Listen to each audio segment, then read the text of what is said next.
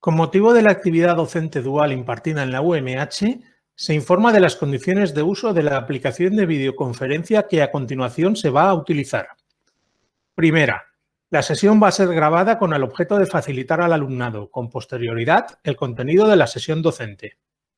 Segunda, se recomienda a las personas asistentes que desactiven e inhabiliten la cámara de su dispositivo si no desean ser visualizadas por el resto de las personas participantes. Tercera, queda prohibida la captación o grabación de la sesión, así como su reproducción o difusión, en todo o en parte, sea cual sea el medio o dispositivo utilizado.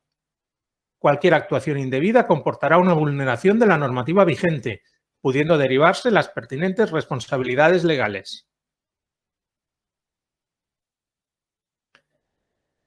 El tema 6 del programa es el último tema de la unidad didáctica número 2 y está destinado a hablar del concepto de toxicocinética, donde lo que os voy a tratar de presentar, aunque sea brevemente, es cómo todos estos procesos de absorción, distribución, metabolismo y eliminación que hemos estado viendo de manera cualitativa, es decir, todos los procesos que condicionan la biodisponibilidad de xenobióticos, se pueden modelar en función del tiempo, se pueden correlacionar con el tiempo.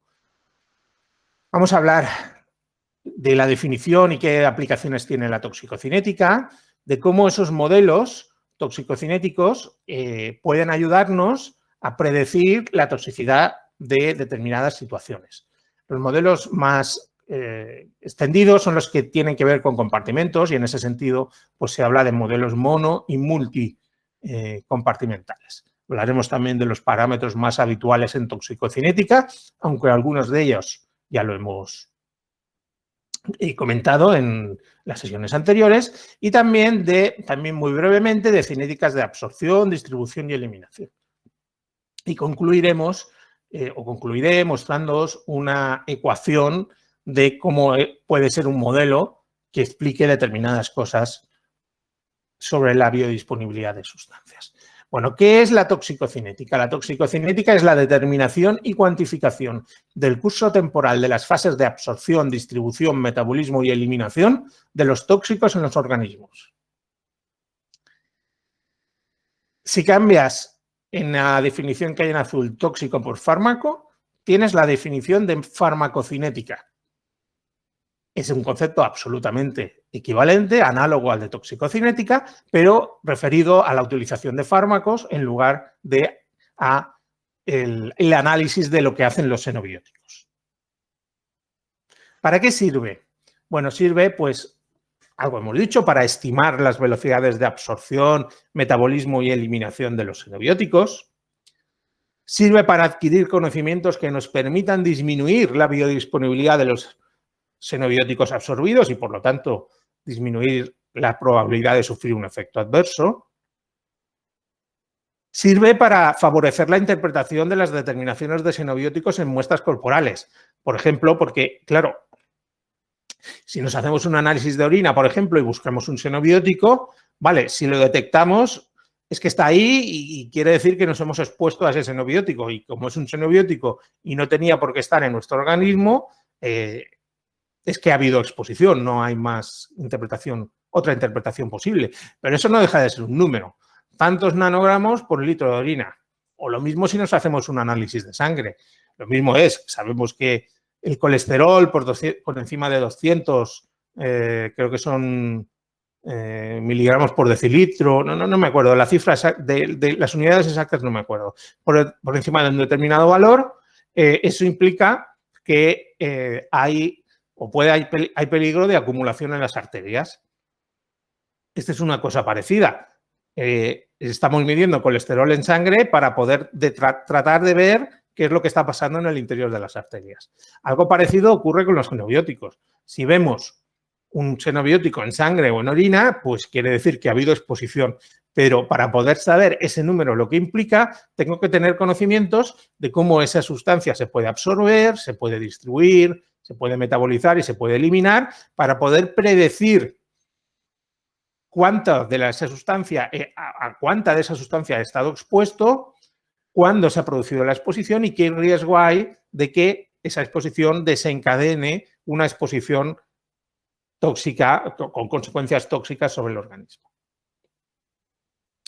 Sirve también la toxicocinética para calcular la velocidad de metabolización y eliminación de un xenobiótico. Eso es útil, como os digo, para lo mismo, si podemos determinar cuándo se ha producido la exposición, podemos predecir cuándo vamos a vernos libres o hasta qué punto vamos a estar libres del xenobiótico pasado un determinado tiempo. En definitiva, es para predecir la acumulación y transferencia de xenobióticos entre los seres vivos y el medio ambiente. Esas son las principales aplicaciones de la toxicocinética. Claro, la toxicocinética se basa en modelar el comportamiento de los xenobióticos en el interior de los organismos. Y para modelar se han diseñado sistemas o modelos que funcionan sobre la base de compartimentos. El modelo más sencillo, ya os lo podéis imaginar, es el monocompartimental, que tiene un solo compartimento, y si el modelo se complica un poco, ya pasaríamos a un modelo bicompartimental, tricompartimental y así sucesivamente. ¿Cómo son los modelos monocompartimentales? Bueno, es una simplificación de lo que puede estar pasando. Es raro que un xenobiótico actúe con un modelo totalmente monocompartimental. Pero para que os hagáis una idea, lo que implica es que el organismo es una caja estanca, homogénea, donde cuando el xenobiótico entra al interior del organismo se distribuye instantáneamente en todo el organismo sin ninguna acumulación y en ningún tejido especial. Eso ocurre cuando el xenobiótico no presenta ninguna afinidad por ningún tejido y además es capaz de difundir rápidamente por todo el organismo, es capaz de atravesar rápidamente membranas plasmáticas. Si eso ocurre, podemos estimar que el organismo está actuando con un solo compartimento. Y en ese caso habría una constante de absorción que nos determina o nos explica cómo el xenobiótico entra al interior del organismo y una constante de eliminación que nos explica o nos determina cómo el xenobiótico sale del organismo.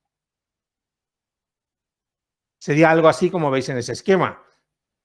Cuando el xenobiótico entra en el interior del organismo, instantáneamente se distribuye por todo el organismo sin encontrar se distribuye de una manera homogénea sin que podamos encontrar diferencias significativas en ninguna parte del tejido, del organismo que ha sufrido la absorción. ¿Cuándo debemos considerar que la toxicocinética de un xenobiótico no es monocompartimental? Pues cuando el xenobiótico se distribuye lentamente, en ese caso, tardará tiempo en alcanzarse la homogeneidad de las concentraciones y no podremos hablar de distribución monocompartimental. También cuando haya bioacumulación en algún tejido, es decir, la distribución no sea homogénea. Es decir, cuando se concentre más en unos tejidos que en otros. Y en estos casos ya decimos que el modelo monocompartimental no nos sirve y hay que ir a modelos más complejos. Después del monocompartimental hablamos de modelos multicompartimentales y el modelo multicompartimental más sencillo ya os podéis imaginar que también es el modelo bicompartimental. Y en ese modelo bicompartimental hablamos de un compartimento central que canaliza los procesos de entrada y salida del organismo y de uno o más compartimentos periféricos que retienen el xenobiótico en función de su afinidad. Si es un modelo bicompartimental, solo habrá un comportamiento periférico y si es más, pues habrá más de uno. En este caso ya habría más de una caja, ¿no? Tendríamos una caja 1, que es sobre la cual se absorberían los xenobióticos y se eliminarían. Y habría una segunda caja, un segundo compartimento, sobre el cual se distribuirían los tejidos, perdón, las sustancias. Ese segundo compartimento sería algún tejido concreto en el cual al cual se distribuirían los xenobióticos, y habría una constante de distribución del compartimento 1 al 2 y otra del 2 al 1. Pero fijaros que en este modelo solamente el compartimento 1 tiene relación con el exterior. Solamente el compartimento 1 absorbe o elimina xenobióticos, mientras que el compartimento 2 está totalmente aislado y solo se relaciona con el exterior a través del compartimento 1. Sería algo parecido a lo que veis aquí. Normalmente, esos compartimentos centrales suelen ser el sistema digestivo, el pulmonar, el renal y a veces otros como el corazón y las glándulas de secreción interna, mientras que los compartimentos periféricos suelen ser adiposo, muscular y cutáneo. No obstante, esto es bastante relativo, es muy difícil establecer una norma. ¿Cuál es la realidad? Pues la realidad es que los modelos multicompartimentales nunca son bicompartimentales ni siquiera tricompartimentales. Ese es un ejemplo real de la toxicocinética del cadmio, del ion cadmio. Fijaros la cantidad de compartimentos que tenemos ahí.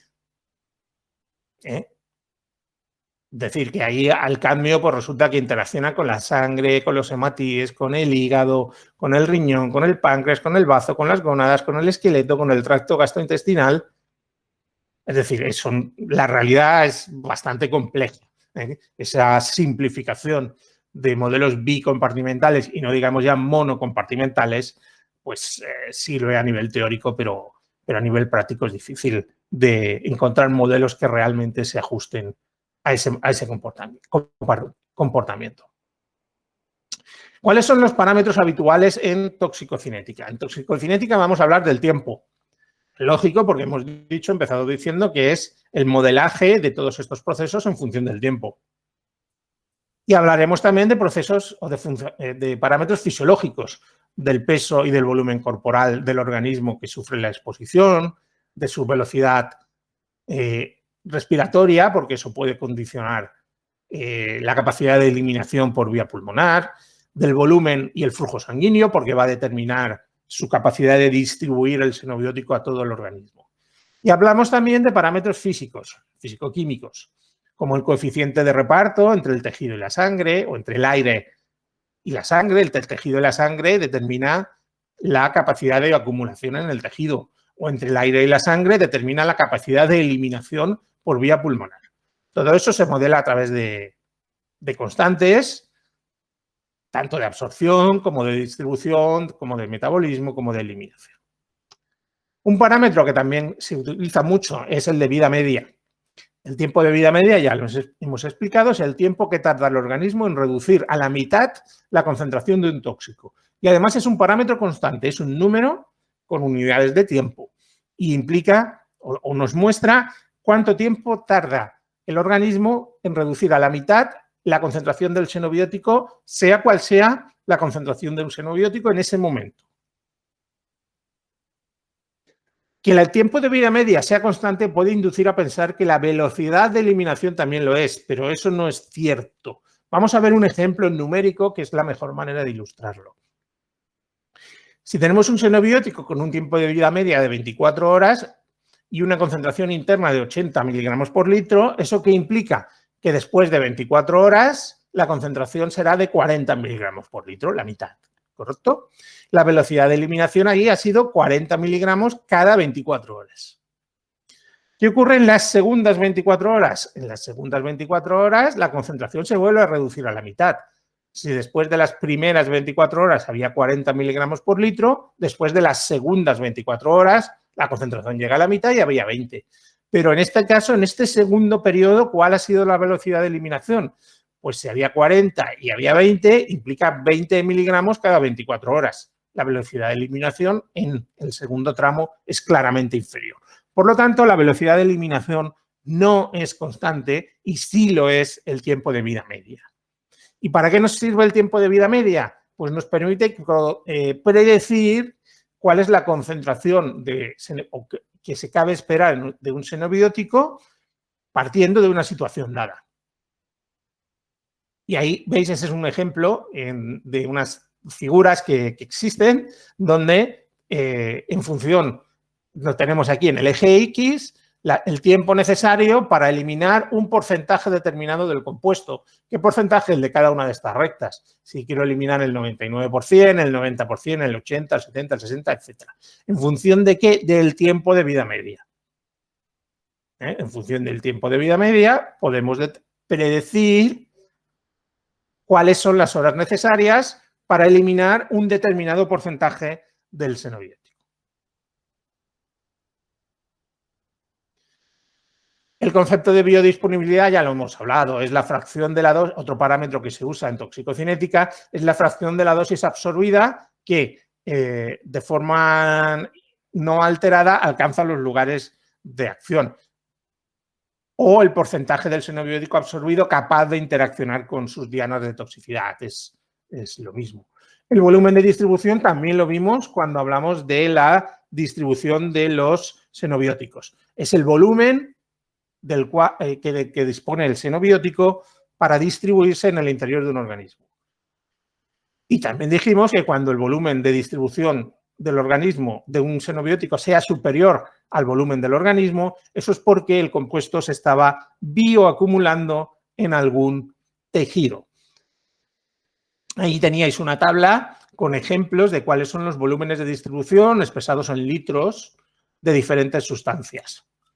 Y como veis, hay sustancias, las que son sobre todo muy apolares, que tienen volúmenes de distribución de decenas de miles de litros. Eso es porque el volumen de distribución se calcula como el cociente entre la dosis y la concentración que circula en sangre. Si un xenobiótico, una vez es absorbido, tiene tendencia a acumularse en algún tejido, sea el que sea, se va a quedar almacenado ahí y la concentración en sangre va a ser muy baja. Por lo tanto, el cociente de dos números, siendo el del denominador muy pequeño, hace que ese cociente sea muy alto. Y eso es lo que ocurre cuando nos encontramos volúmenes de distribución superiores a los volúmenes del organismo. Es decir, volumen de distribución superior al volumen del organismo, la única explicación es fuerte bioacumulación en algún tejido del interior del organismo que hace que la concentración en plasma sea muy baja. Cuanto más baja sea esa concentración en plasma, más alto va a ser el volumen de distribución y más intensa va a ser esa bioacumulación.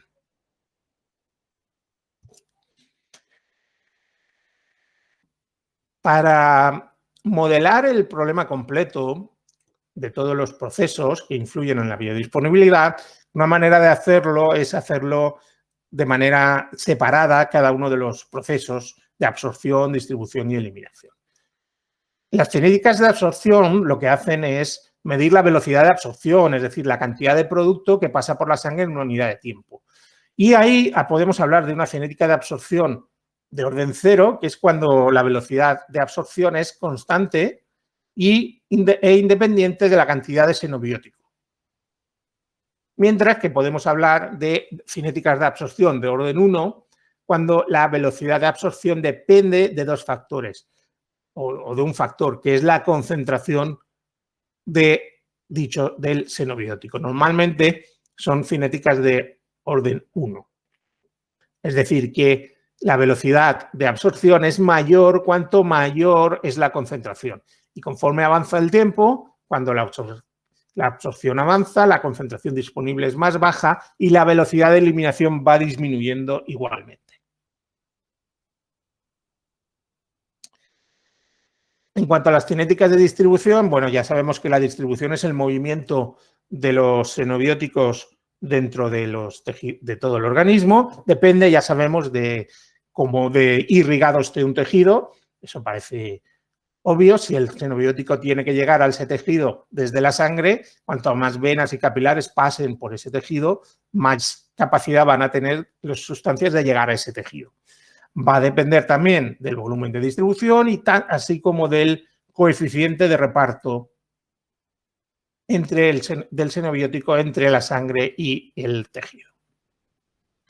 En cuanto a las velocidades de eliminación, considerar que La eliminación incluye, también lo hemos dicho, todos los procesos que contribuyen a disminuir la concentración del xenobiótico en el organismo. Y esos procesos son dos. Uno es la excreción, es decir, la expulsión de la sustancia fuera del organismo, y otro es la biotransformación, el cambio en la estructura química del xenobiótico. Normalmente las cinéticas de eliminación son de primer orden, es decir, que dependen de la concentración interna del xenobiótico. Cuanto más alta es la concentración interna, mayor es la velocidad de eliminación.